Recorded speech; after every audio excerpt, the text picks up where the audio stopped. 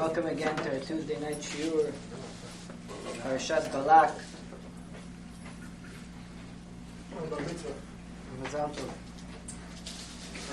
So, I want to just maybe get an insight on who Bilam was and the differences between Bilam and Moshe.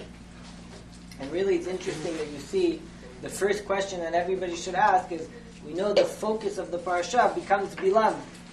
Bilam is the one to try and curse Am Yisrael. Right?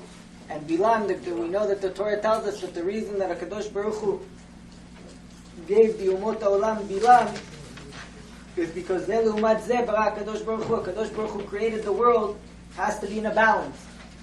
And the balance is that the Umot HaOlam could have said that if we had a Navi, if we had a prophet like Moshe Rabbeinu, we'd also be great like Am Yisrael. So HaKadosh Baruch Hu gave him a prophet like Bilam, and the Sfarim HaKadoshim say that really Bilam, from the tzad of Tumah, from the other side, was even greater than Moshe Rabbeinu.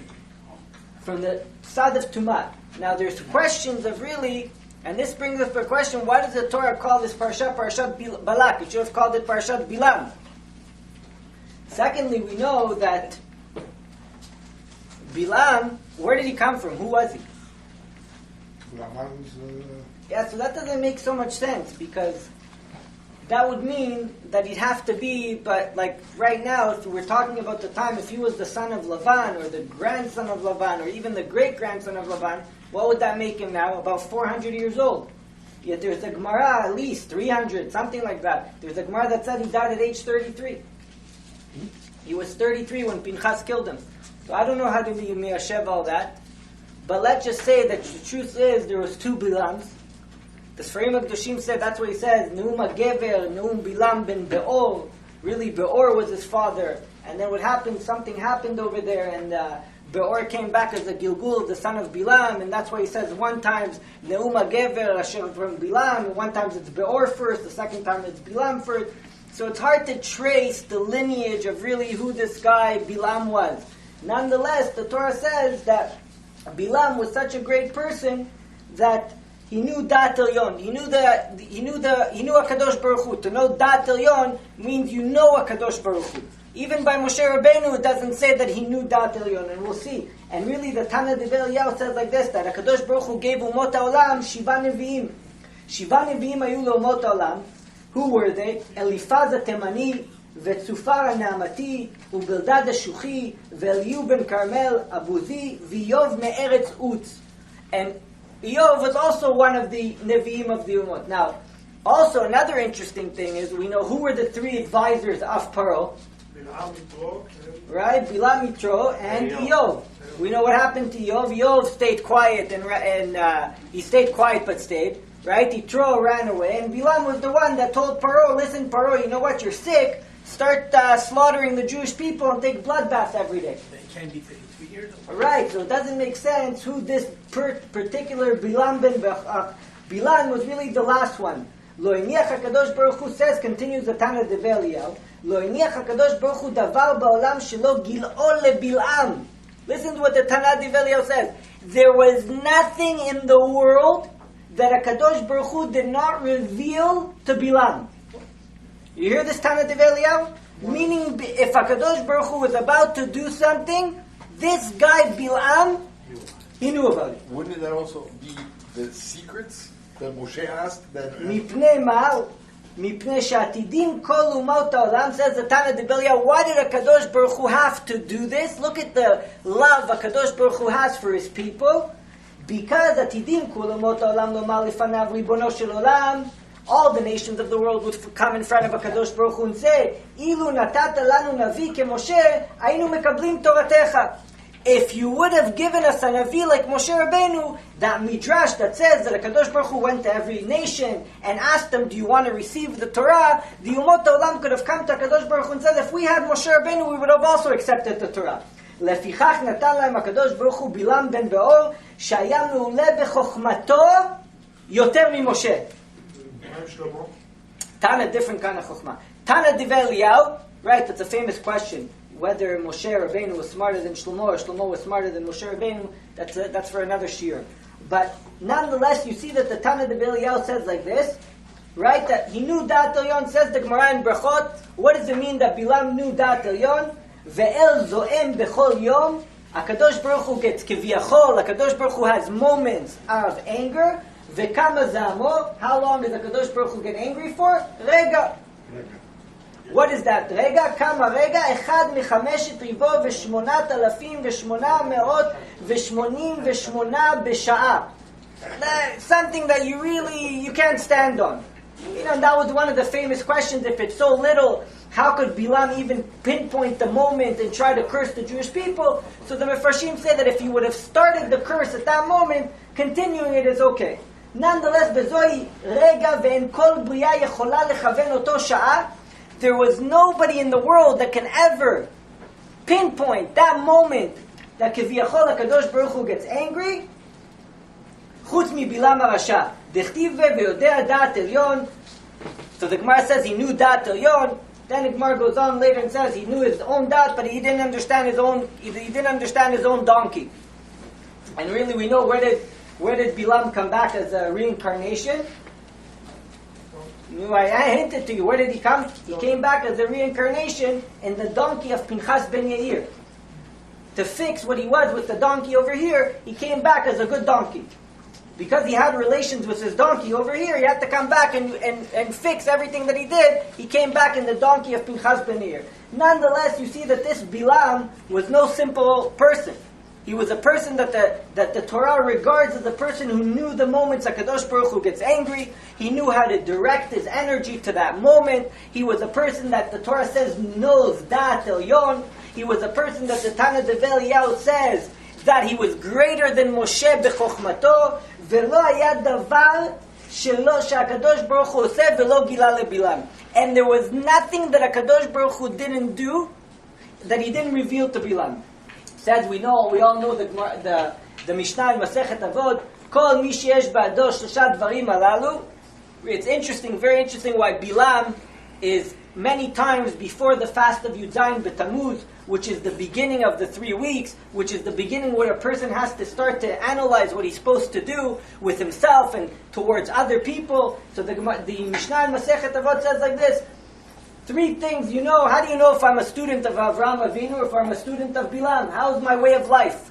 How do I conduct myself? If I'm a student of Avraham Avinu, how do I know that? Ayin Tovah, I have a good eye. What does it mean, Ayin Tovah? I look at everybody favorably. If I see a Jew, it's always positive thinking. I'm always looking at the positive way. What's he's got that's good. I'm not looking for the negative. Even when I see the negative, I mitigate the negative. Like Rabbi Nachman says that when a person sees a Jew doing something wrong and he judges him favorably, he causes that person to do tshuva. That's Ayin Tovah. Imagine you see a Jew doing something negative and saying, oh, what kind of Jew is that? You go, he probably doesn't know, he probably thinks it's a mitzvah. At that moment, you're causing that Jew to do tshuva. The second is, Veruach nemucha, Venefesh shvela.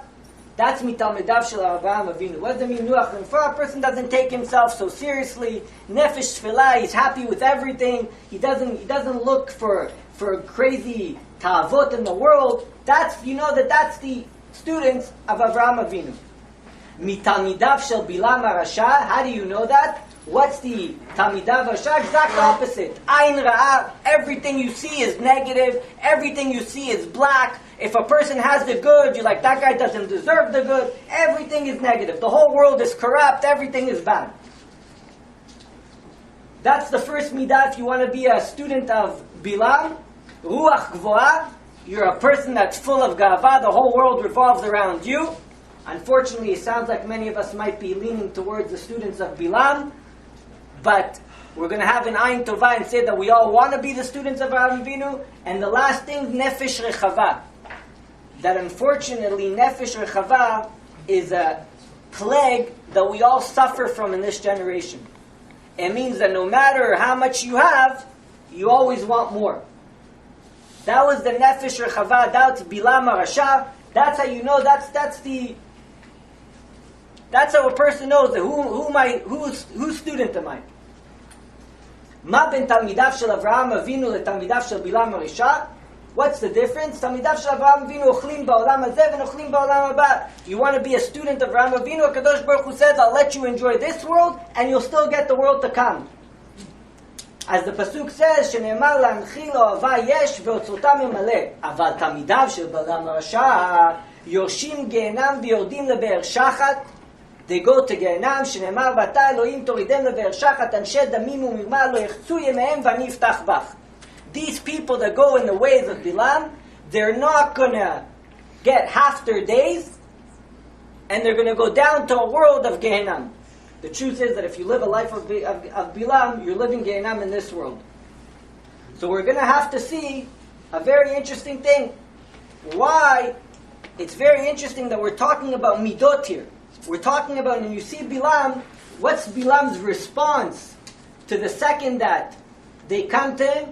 Bilam said to him, and even if Balak gave me melo beto, vayan Bilam vayomer lavde Balak, he went to the servants that Balak sent to get him, because Balak heard that Am Yisrael is coming out of Mitzrayim, and they're conquering all the lands, and he got scared. And Balak, he wasn't even a king, they made him a king. Midian and the nations of and Moab, they became friends. The worst enemies in the world became friends, all with one focus, the hatred. Who's the hatred? The Jewish people. Really, the Mefarshim say that this parasha has the secrets of Mashiach.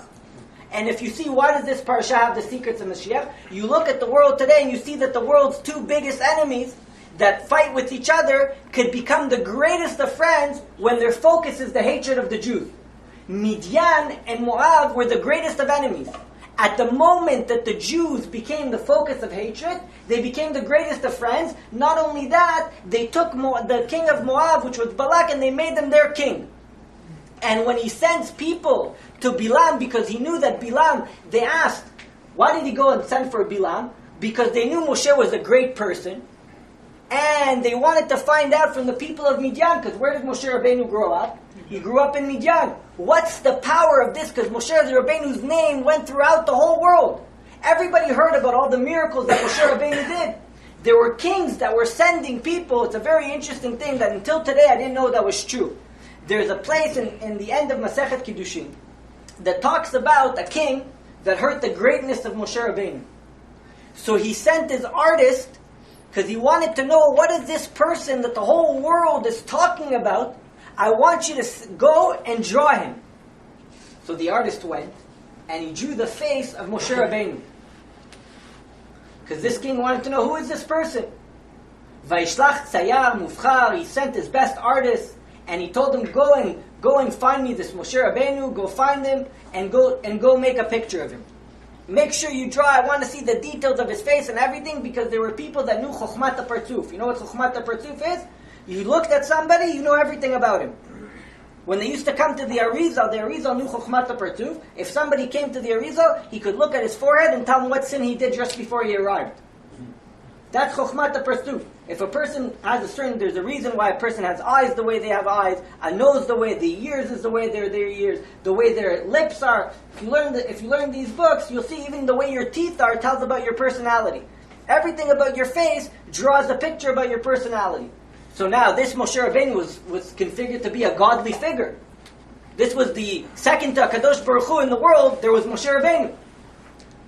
All the miracles that he did. So when this artist came back to the king, so he brought all his wise men. They brought the picture. Vaishalem nishpot al pi partzuf panav shel Moshe kefi ha-metzuyar. So the king asked them, I want you to tell me the tchunot ha-nefesh, the attributes of this person based on this picture.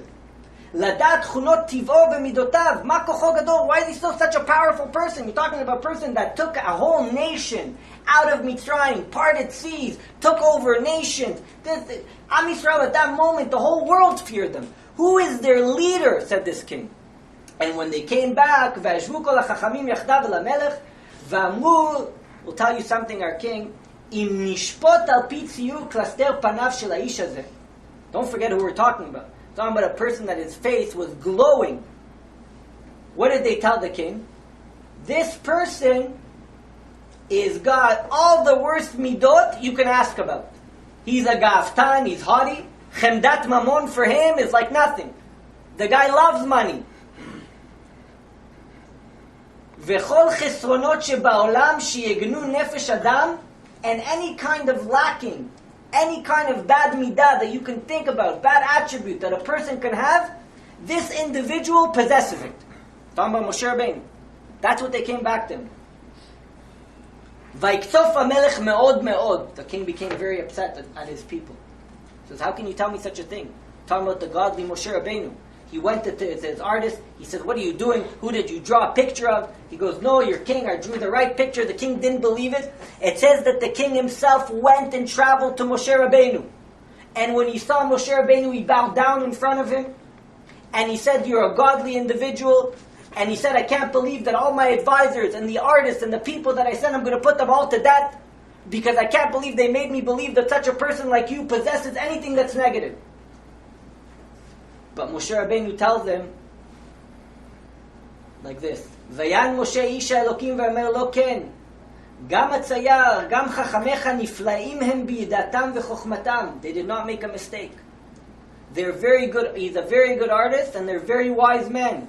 Ulam dalecha, ki lule haiti beteva be'emet. If I was according to my true nature, lo tov anochi mibul etz yavesh. Look what Moshe Rabbeinu says about himself. I'm no greater than a dry log. Ki gam mimeno nimnu v'nichshavu kol chisronot ha'adam. He says, if you really look at me, the truth is that in my nature, I'm the worst individual. And everything your artist told you is right about me. That's what they said about Moshe Rabbeinu. Until today, many of us thought that this wasn't a true midrash. But Rav Chaim Kanievsky said that really, this is a Tana Devei Eliyahu. This is a Yalkut Shimoni, and the Yalkut Shimoni brings it in a different situation, and he says that this Yalkut Shimoni really was an episode about Moshe Rabbeinu. That Moshe Rabbeinu had all the negative attributes, meaning his netiot, his natural abilities were to be negative. His natural inclinations was to the negative. But you see that when you call Moshe Rabbeinu Chemdat Mamon, when Am Yisrael was getting the money for the Egyptians, where was Moshe Rabbeinu? Going to Yosef. So you see Bilam on the other opposite hand knows Dat Elyon. Moshe Rabbeinu, we look at him as a person that really his natural inclinations were for negativity. But Moshe Rabbeinu worked on himself to get to such a level where he took all his negative inclinations and you put them towards HaKadosh Baruch Hu. He became a Talmid Shel Avraham Avinu. Says the Midrash. Continues the Tana Devei Eliyahu Zuta. V'chen haya ole b'da'ato. Listen to this Tana Devei Eliyahu Zuta. V'chen haya ole b'da'ato shel HaKadosh Baruch Hu. When HaKadosh Baruch Hu wanted to give the Torah, Liten HaTorah Kedosha L'Yisrael levad, Mishum Shem Kedoshim.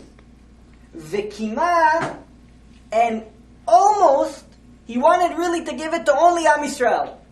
But almost, says the Tana Devei Zuta, almost Shenatna leBalam ben Be'or. He almost gave the Torah to who? Bilam. Can you believe this, Tana? HaKadosh Baruch Hu almost gave the Torah to Bilam ben Be'or. Meaning that there was a havamina, there was an idea that Bilam ben Be'or, we're not playing games here. When the Torah says that he was as great as Moshe Rabbeinu, he almost was, HaKadosh Baruch Hu had an idea to give the Torah to Bilam ben Be'or. Tana Devei Eliyahu Zuta, Eliyahu Navi is telling us this.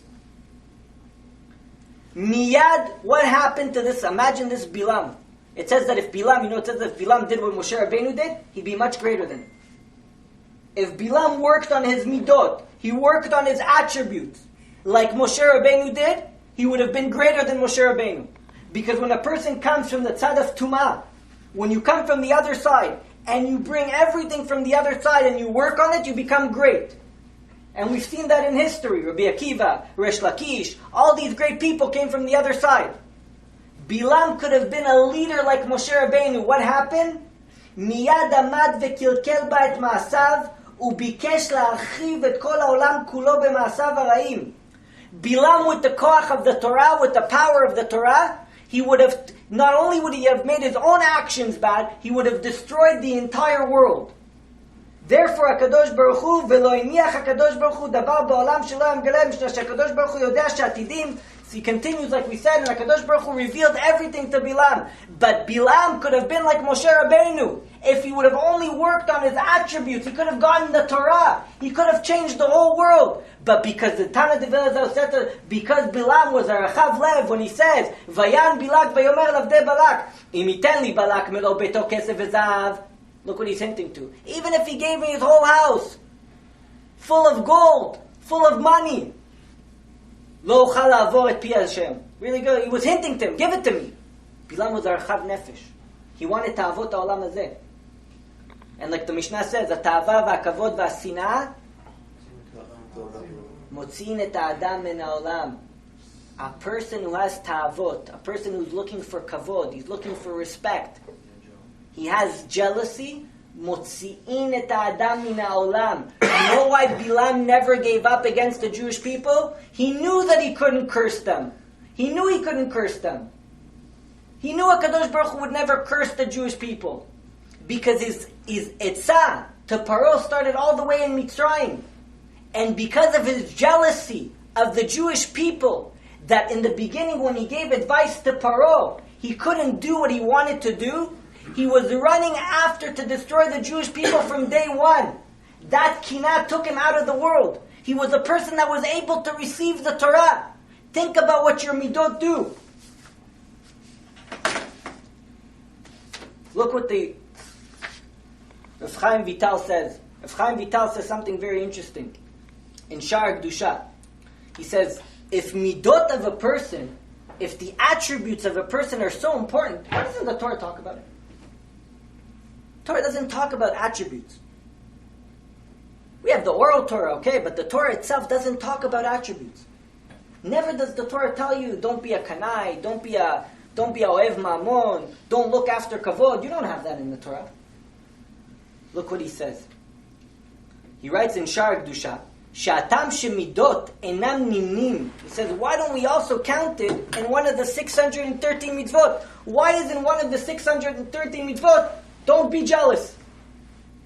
Why isn't one of the 613 mitzvot, don't run after kavod? You have 613 mitzvot. If the attributes of a person are so important, why did Kadosh Baruch Hu make it a commandment? You hear his question? Make it a commandment. He says like this, Ki enikar v'yesodei mitzvot. He says, because really they're the foundation of everything. Ubiladem i'efshar klal lekayem mitzvot. If a person doesn't have any attributes, he can't even do the mitzvot. There's no point of commanding him to make it a mitzvah, because if you don't have good attributes, you can't even do mitzvot. Lachen lo nimnu kechlal mitzvot. He says that the midot are the foundation of everything.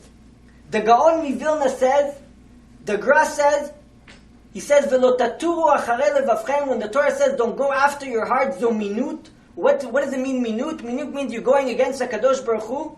Why? Because when a person has bad attributes, the chokhmah can't go to his head. When a person's having a problem learning Torah, it's because his attributes are blocking it from coming in. This is a godly chokhmah.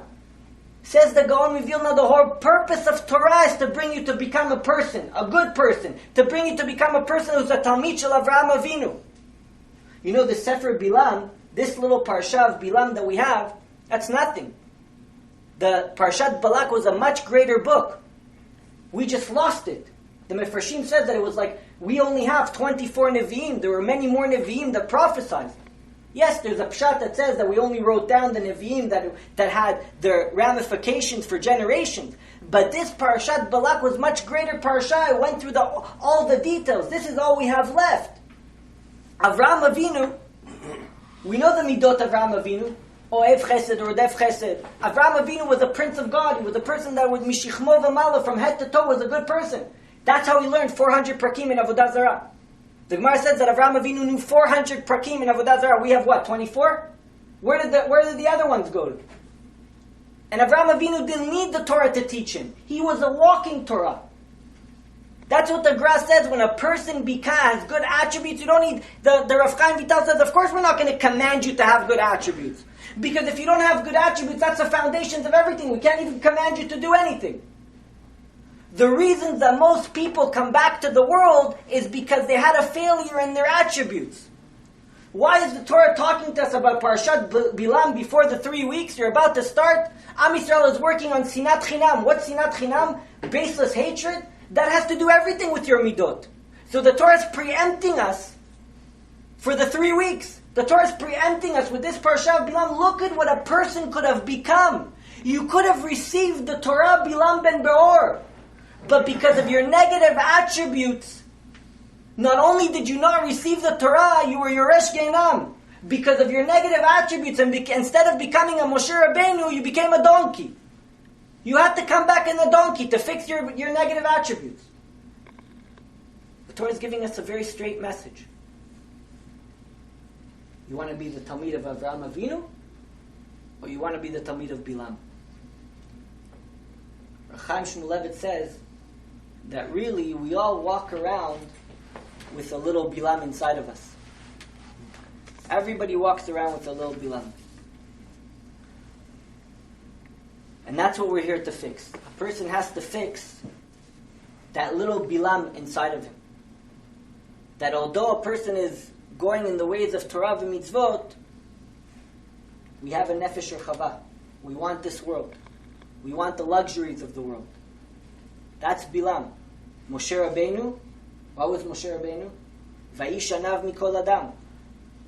Anava of Moshe Rabbeinu means, what does it mean that he was in anav?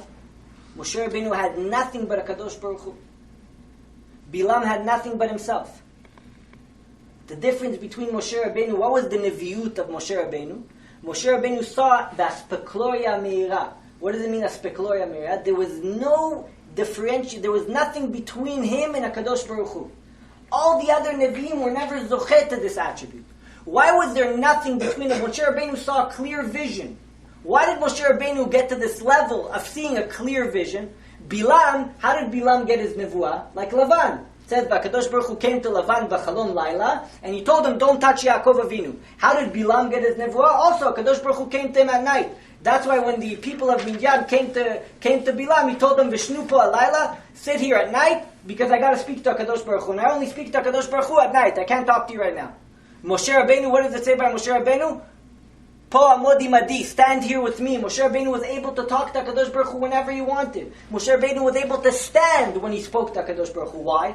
Why was he able to get such a nevuah? Why was by Moshe Rabbeinu, it's Shechina medaberet mipi grono? Why was the Shechina able to be transmitted through Moshe Rabbeinu?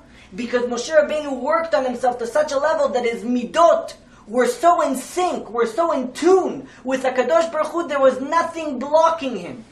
There was nothing blocking from the Shekhinah to come down to Moshe Rabbeinu, because in essence there was no Moshe Rabbeinu.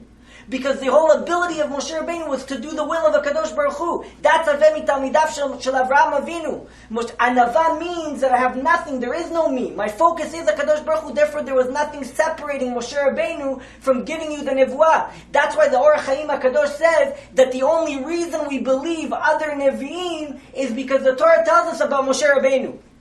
That's what it says, V'az yaminu b'Hashem u'v'Moshe avdo. We'll believe in HaKadosh Baruch Hu and Moshe's servant. So the Torah is painting to us a picture. Look what a person that was born with negative attributes, look through his work, and you know Moshe Rabbeinu was a king. If you ever read the history of Moshe Rabbeinu, he left Mitzrayim. He only came back to Mitzrayim. Some people say at 3, some people say a little bit later.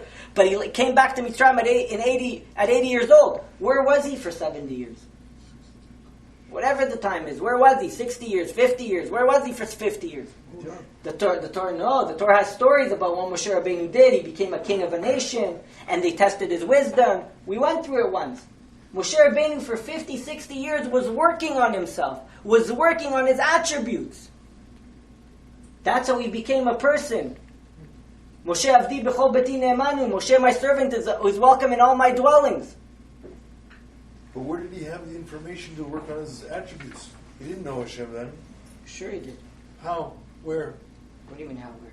He only met him at the bush. Yeah, but in order to meet HaKadosh Baruch Hu at the bush, it means you had to be seeking.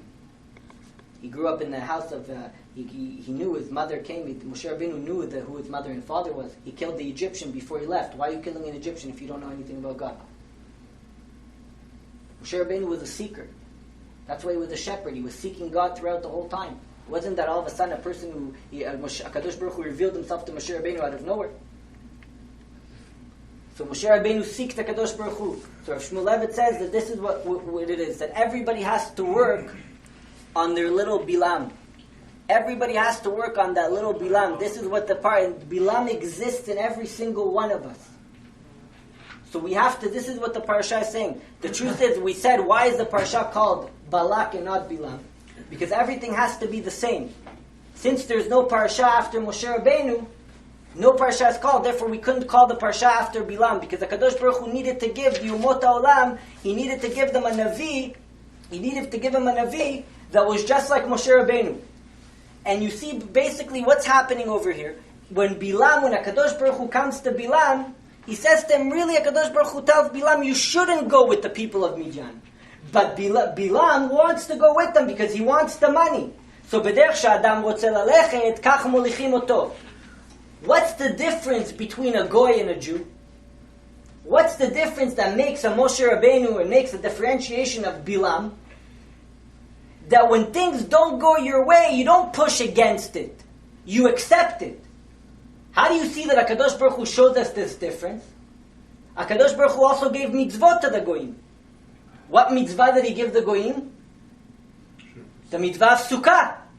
The goyim says, oh, HaKadosh Baruch Hu, the end of days, the Gemara says that when in the end of days, the goyim are going to go to HaKadosh Baruch Hu, and they will tell, oh, HaKadosh Baruch Hu, if you would have given us a mitzvah, we would have also done it. We would have also been great like the Jewish people. So HaKadosh Baruch Hu says, you know what, I have a mitzvah kala. I have a simple mitzvah for you. This mitzvah is called the mitzvah of Sukkah. And he gives it to them in the month of Tammuz, where the sun is very hot, and it says that Kol HaGoyim Olim Berosh Hagag, they all go to the top of their houses, and they build Sukkot, and the sun comes out, and it's hot on them. How does the goy respond to that? He kicks the Sukkah. What do you mean you kick the Sukkah? Because the goy is telling HaKadosh Baruch Hu, it's my way or the highway. I'll do your mitzvot. I'll walk in the ways of Torah, but when it suits me. When it helps me in my life, I'll walk in the ways of the Torah. When it's challenging, I'm going to kick. When did they get this mitzvah of Sukkah? It's a Gemara. It's for in the future. The Gemara says that the goyim in the future. It's in the future event. Yes, they're going to come to HaKadosh Baruch Hu and they're going to tell him, if you would have given us the mitzvot, we would have also did them. And the goyim said, HaKadosh Baruch Hu gives them the mitzvah of Sukkah. But it's very interesting. Why is he giving them a mitzvah of Sukkah? Why HaKadosh Baruch Hu is painting for us a picture? Because he's telling us that the way that I want you to approach Torah and mitzvot, the way that I want you to come towards me, is not that when it's suiting for you. That's the little bilam that exists in every single one of us. The little bilam that exists in every one of us. Torah is great. Being religious is great. Keeping Shabbat is great. But if it works with my lifestyle, it's great. When do you know that you're Talmidav Shel Avraham Avinu? When you have an Ayin Tovah. You know what an Ayin Tovah means? When you see something that's not so great and you make it great.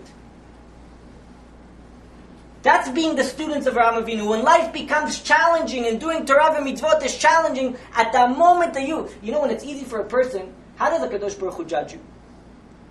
The Or Chaim HaKadosh says something very interesting. He says, what's the difference between Shaul and David? Shaul HaMelech, Mishichmo V'mala, was a person that never sinned.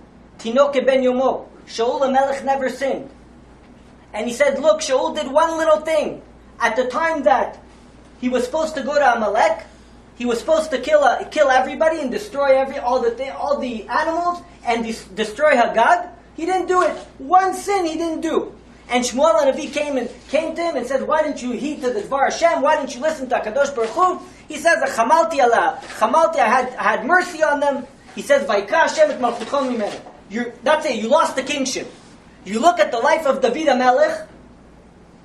Who are we to say? But the Torah tells us that David HaMelech, unfortunately, in his life, there were a few things that didn't seem up to par. And with all those few things that didn't seem up to par, throughout the whole Tanakh, HaKadosh Baruch Hu, b'zchut David avdi lo ha'os et ha'ir hazot. Because of David, my servant, I won't destroy Yerushalayim. Am Yisrael is worshipping Avodah Zarah. HaKadosh Baruch Hu says, in the merit of David avdi. And the kingship is Mashiach ben David. Says the Or HaChaim HaKadosh, I don't understand. You have a king that did one little thing. His whole life he was golden. And you rip away the kingship from him? And you have David HaMelech that a few things, almost an Eshet Ish, you're talking about David HaMelech. He did things that we don't understand. He did a few things that he brought famine to Am Yisrael. David HaMelech did a few things that weren't so right. And the kingship of David HaMelech continued. It's the dynasty of David HaMelech. Malchut Beit David. How can that be, says the Or HaChaim? Listen to what the Or HaChaim says.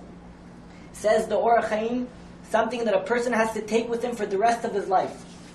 He says, if Shaul HaMelech had the personality traits of David, Aya Choteh 10 monim.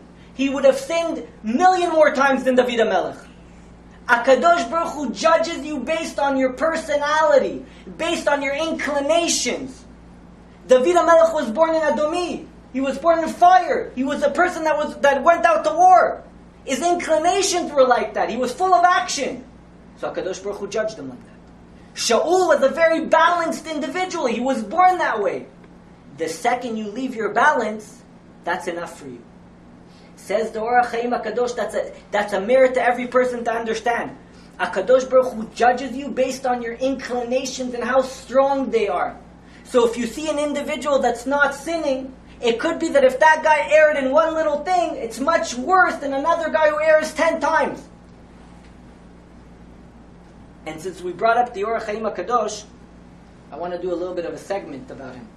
Because I'm very connected to the Or HaChaim HaKadosh, and we know that we've mentioned him many times, and we know that tomorrow night is the Hilulah of the Or HaChaim HaKadosh. So I just want to tell you a little bit about who the Or HaChaim HaKadosh was, when he was born, where he was born, and a couple little stories to understand the greatness of a man. The Or HaChaim HaKadosh was born in a place called Sali in Morocco in the year 1696. Next to Tangiers. Yeah. So he was born there, very far away from Tangiers. Yeah. Next door. His name was Rabbeinu Chaim ben Attar. Right?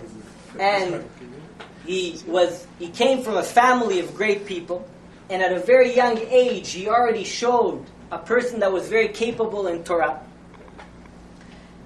And I'm just going to tell you a few interesting stories that some you might know, some you might not know. But there's a very interesting story. The Or HaChaim HaKadosh used to work very little.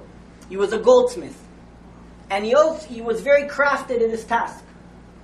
And whenever he needed money, he worked. And when he had enough money, he stopped to learn Torah. So, he was working, he gathered up enough money, and he went back to his studies. And the king was having his birthday party, and he ordered all these lavish jewels and everything. And the boss of the Or HaChaim HaKadosh said he accepted the contract because he knew that he could get his trusted employee, the Or HaChaim, to help him for the glorious bash of the king. So he went to the Or HaChaim and said, listen, the king made a big contract. I need you to come work. The Or HaChaim HaKadosh says, unfortunately, I have enough money right now, and that was the deal between us, and I got to go back to my studies. I can't come work for you. So the time went by, and the king's birthday arrived, and the craftsman came without his craft, and the king says, how could you cause me such an embarrassment? Because it wasn't me, Your Honor. Your Majesty, it wasn't me. It was this Jew, Rav Chaim ben Attar. He was supposed to help me craft all these jewels for you, and he didn't do it. As jewelry was? So they sent the gold, jewelry, whatever it may be. They sent the soldiers of the king to the house of Rabbeinu Chaim ben Attar. And at that time, there's no jokes. You go against the king, they're throwing you into a lion's den. You're finished. So the soldiers came, and Rabbeinu Chaim ben Attar at that time was already a great rabbi in the community. And they came and they took him out of his house, and the whole city came out, and they all started to cry. And the man who was the Or HaChaim HaKadosh at this moment was already a very poised man. He was a man that, Mishichmo v'mala, a person that was a Baal Torah v'mitzvot. He was a Talmid Chacham, a scholarly Jew. He took his book with him, and he took his tefillin with him, and he went without showing any kind of fear. And as they were walking him they threw him into the lion's den. And when you throw a person into the lion's den, what's the next step? You're waiting for screams. So they didn't hear any screams. So the king said, can somebody go check what's going on down there? They went and they saw that all the lions were gathered around, and the Or HaChaim HaKadosh was sitting with his talit and tefillin, learning in the middle, and the lions were sitting around listening. This was the greatness of the man that we're talking about. Because we know that when HaKadosh Baruch Hu, and this is not such a far-fetched story, because when HaKadosh Baruch Hu created the world, He created the nature of an animal to fear man. But when does an animal fear man? When it's in the image of man. Because man was created in the image of God. But if a person leads his life like Bilam, he leads his life like an animal, so a smaller animal, a raccoon, runs away from you. But when it comes to a lion, who's the bigger animal? So who's running away from who? But the Or HaChaim HaKadosh was a person that was a man in the image of God. Not many people that we know get this title of Kadosh. It says that he was a great person, that even through times where there was no meat in his community, he made sure that all the Talmidei Chachamim of his community had meat for Shabbat. There was a time when there was a scarcity of meat, and he used to give out meat to the other scholars of the community. And a very wealthy man of the community wanted meat for himself also because he was wealthy. And he came and he saw the Or HaChaim giving the last piece of meat to a Talmid Chacham of the community, to a scholar of the community. And he says to the Or HaChaim, why are you giving the meat to this nothing here? All he does is sit and play with these books all day long. I'm a person, I'll give you 3 times as much. Give me the meat for Shabbat. So the Or HaChaim defended the scholarly person, and he shone away the wealthy person. Unfortunately, that night they came to the Or HaChaim in a dream, and they told him that even though you defended the scholarly person and you gave him that piece of meat and you didn't give it to the wealthy person, you have to now you have to go on exile. Because you didn't do enough of a job to protect the value of Torah. So it says that the Or HaChaim accepted upon himself, and he went. And you know in Parashat Bechukotai, the Or HaChaim writes how many pirushim to the words in Bechukotai Telechu? 52. So it says that when he left his house, he got to a certain point, 14 of these pirushim were revealed to him, and he wrote them down. And as he continued more, he got another portion. And as he continued to a third city, he got another portion. And as Shabbat arrived, he was coming to a city, and he sat in that city for Shabbat. Nobody knew who he was because he didn't reveal himself. And the rabbi of the city was also a big man, a Baal Ruach HaKodesh. Now that he's 14, it was happened to be Parashat Bechukotai, and the rabbi in the first Suda sits down and says, oh, I have beautiful chidushim. Started giving him these chidushim, and you know where they came from? They came from Rabbeinu Chaim ben Attar.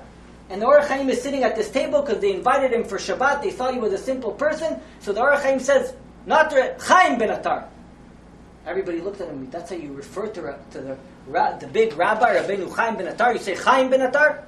Okay, he's a guy, he's poor, he doesn't know anything. They went to the second meal.